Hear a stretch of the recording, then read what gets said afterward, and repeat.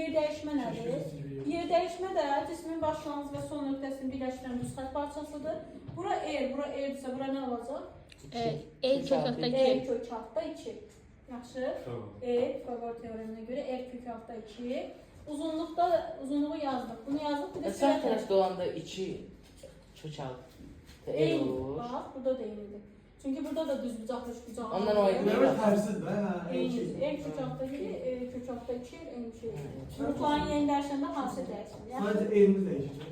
V-də isə abi, baxaq, toxunan baxı V, toxunan istiqamətində yönəlir. A nöqtəsindən keçəndə toxunan belə yönəlir, V-dir. Əks istiqamət. Gəlirəm. V-dən keçəndə belə yönəlir də. Eyni istiqamət. V.